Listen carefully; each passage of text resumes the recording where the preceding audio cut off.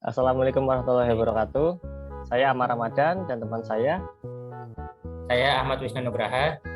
Kami siswa Lesar BDK Malang, golongan 2, angkatan 3, kelas B1, kelompok 1, akan menampilkan hasil diskusi kami mengenai benchmark.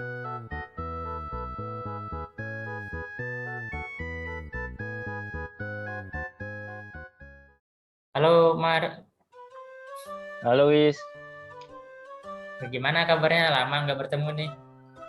baik-baik aja Wis. Gimana Wis? Ya sama, baik-baik aja. Kamu sekarang penempatan di mana ya? Ini aku sekarang penempatan di KP2 KP Tanah Kuto, Kalimantan. Kalimantan ya berarti. Gimana keadaan kantormu di sana? Ya, jadi pertama ini KP2 KP itu ini tugasnya itu ada 3, pelayanan, penyuluhan, dan konsultasi. Nah, pelayanan ini tentunya beruntukan untuk wajib pajak yang akan mengajukan permohonan terkait layanan perpajakan. Nah, untuk konsultasi yaitu bagi wajib pajak yang ingin konsultasi terkait masalah perpajakan. Dan yang penyuluhan, kita melakukan penyuluhan kepada bisa bendahara pemerintah, terus kepada pengusaha maupun mahasiswa dan pelajar. Nah, kalau kendala kondisi yang di KP2KP ini ada 3 kalau menurutku ya. Yang pertama, pelayanan ini yang sering menjadi kendala yaitu sistem yang maintenance atau perbaikan. Jadi kita sebagai petugas tidak bisa melakukan perekaman data permohonan wajib pajak. Nah, yang menjadi masalah yaitu wajib pajak di sini rumahnya atau kantornya itu jauh dari KP2KP sehingga akan merepotkan karena permohonan wajib pajak tidak dapat diproses. Jadi mereka harus kembali lagi esok harinya atau lusa. Nah, yang kedua, seringkali wajib pajak ini mau mengajukan permohonan tetapi mereka itu tidak membawa berkas fisik yang lengkap. Nah, sementara seperti tadi, rumah atau kantor mereka itu jauh, jadi mereka perlu waktu dan biaya tambahan supaya berkas fisiknya mereka itu lengkap. Nah, karena berkasnya harus fisik, mereka jadi harus kembali lagi. Nah, terus yang ketiga yaitu proses pengajuan PKP yang harus dilakukan secara manual di kantor. Nah, terlebih lagi ada verifikasi lapangan. Nah, pada proses ini biasanya terhambat, apalagi karena pandemi. Ada beberapa wajib pajak yang belum bisa dilakukan verifikasi lapangan karena wajib pajak tersebut sedang menjalani isolasi mandiri karena positif COVID-19 ataupun kantor mereka itu sedang ditutup karena ada yang positif COVID-19.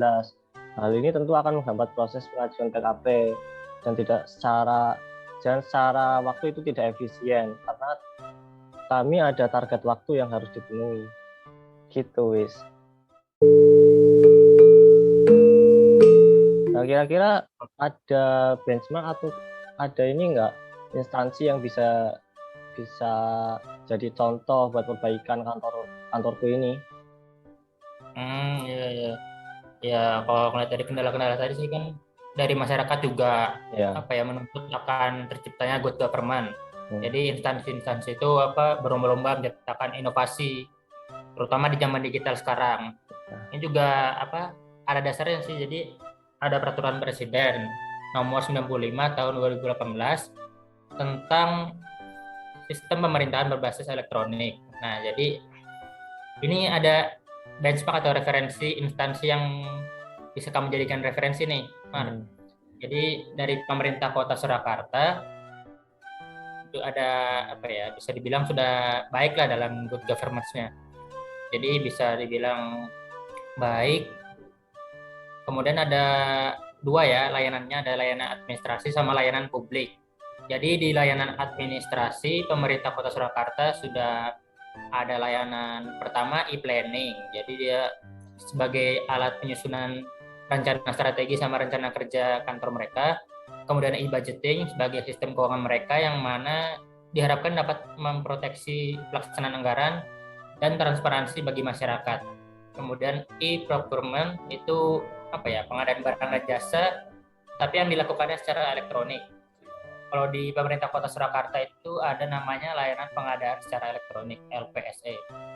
Yang keempat ada e-performance, jadi aplikasi akuntabilitas kinerja instansi mereka, dan mereka menggunakan website yaitu pegawai.surakarta.go.id. Yang kelima e-office, jadi semacam aplikasi administrasi perkantoran mereka, jadi buat surat menyurat dinas bagi setiap karyawan perusahaan atau instansi secara elektronik. Itu tadi pertama layanan administrasi ya. Yang kedua ada layanan publik. Di bidang pariwisata mereka menciptakan aplikasi namanya Solo Destination. Itu bisa diunduh di Play Store, jadi ada kayak apa ya, panduan wisatanya, ada lalu lintas di kota mereka. Yang kedua di bidang kesehatan, Wali Kota Surakarta ini apa ya, punya program Sapu Kuat. Jadi satu paket urusan kependudukan warga terpenuhi. Jadi setiap bayi yang lahir dari ibu kandungnya, yang ibu kandungnya ini punya apa ya, bantuan-bantuan kesehatan gitu, otomatis bayinya juga mendapatkannya. Yang ketiga di bidang administrasi, ada aplikasi Dukcapil dalam genggaman. Jadi memudahkan proses kesipilan gitulah, misalnya membuat akta kelahiran, kartu tanda penduduk elektronik dan sebagainya. Yang kedua ada administrasi perizinan. Ini kayak di Surakarta itu ada Electronic Solo Car Free Day. Jadi kalau ada event-event yang sifatnya insidental di Car Free Day bisa mengajukan perizinan. Nah, yang ketiga ada administrasi perpajakan. Nah, ini mungkin cocok ya. Jadi di Surakarta ada inovasi yang namanya Tape Pasar atau teknologi aplikasi e-retribusi. Diterapkannya di pasar, dan gimana ya, ini sistemnya memudahkan para pedagang di pasar yang mungkin mohon maaf sudah agak berusia. Jadi sistemnya itu dibuatnya dimudahkan, jadi nggak pakai PIN atau password, jadi tinggal tempel di mesin tappingnya, itu nanti muncul apa itu namanya, script apa sih ya, itulah pokoknya setelah hasil transaksi itu. Nah, itu memudahkan banget bagi para pedagang. Yang terakhir ini ada unit aduan layanan Surakarta atau ULAS. Jadi ini jaring pengaduan berbasis internet.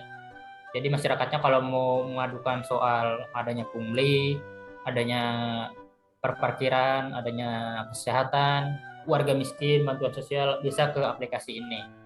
Nah, jadi begitu Mar. Dalam penyelenggaraan pemerintahannya, pemerintah Kota Surakarta sudah menerapkan layanan administrasi dan publik secara baik. Aplikasi umum tersebut dapat mendukung tata laksana internal birokrasi dalam rangka meningkatkan kinerja. Oh iya, ngomong-ngomong, kalau berdasarkan penjelasanmu tadi, aku jadi ada ide nih buat perbaikan kantorku. Nah, tadi kan jelaskan tape pasar ya, yang Iya, untuk bayar pajak. Itu kan dibuat memudahkan ya. Berarti mereka itu cari solusi yang mudah. Jadi kalau di kantorku itu ada masalah sistem error, nah itu bisa cari solusi yang memudahkan juga ya, memudahkan pengguna jasa. Nah, tadi kalau misal sistem error, jadi wajib pajak tidak perlu kembali lagi ke rumah, lalu besoknya lusa harus kembali lagi ke kantor. Tapi bisa juga diinisiatifkan permohonan mereka tetap diterima, tapi dengan tanda terima sementara oleh petugas gitu. Ya, terus ada lagi tadi kayaknya ada aplikasi Dukcapil dalam genggaman. Nah itu kan memudahkan masyarakat ya, karena untuk pengajuan pengurusan administrasi pendudukan seperti akta kelahiran sama KTP dan sebagainya itu bisa secara online. Nah ini juga kayaknya bisa diterapkan nih kantorku ataupun malah di DJP sendiri. Nah kalau misalnya online, dengan adanya sistem online ini kan persyaratan tidak harus fisik. Jadi wajib pajak yang jauh dari kantor kita ini bisa mengajukan secara online aja, jadi bisa di rumah. Nah terus sama tadi yang terakhir ada pengajuan izin itu secara online. Berarti ini izin ini semacam kayak pengukuhan PKP berarti. Ya kalau pengajuan izin ini secara online berarti enak ya. Nah, mungkin bisa diterapkan juga ini di kantorku, bahkan di DJP.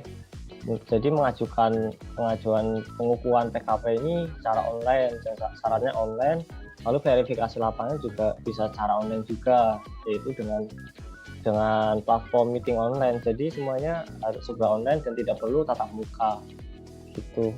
Tapi aku masih ini, kira-kira hambatannya apa aja ya? Kalau di Surakarta hambatannya kan mungkin ada. Nah, kalau di sini kan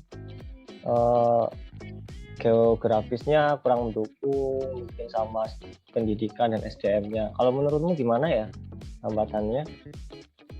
Nah, kalau kita kita ngelihat tadi dari inovasi-inovasi yang mungkin bisa diterapkan di kantormu, kan ada ketiganya tuh bisa dihubungkan dengan satu hal, Mar, yaitu online ya, secara Online. digital. Ya.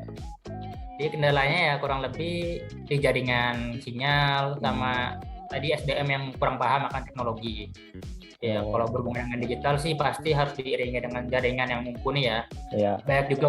Banyak juga kok kejadian, misalnya website suatu instansi pasti ada down gitu kan, semacamnya maintenance. Jadi ya solusinya gimana ya? Solusinya bisa dibilang harus diperkuat lagi servernya atau websitenya. Itu sih memang agak membutuhkan sumber daya yang lebih lagi. Kemudian untuk SDM yang tadi kamu bilang agak ini ya kurang paham akan teknologi, bisa sistemnya dipermudah atau ya kita harus menjelaskan lagi dengan lebih baik. Ya gitu sih, Mar. Dan semoga saja kita dapat mengambil hal-hal baik dari Pemkot Surakarta tadi.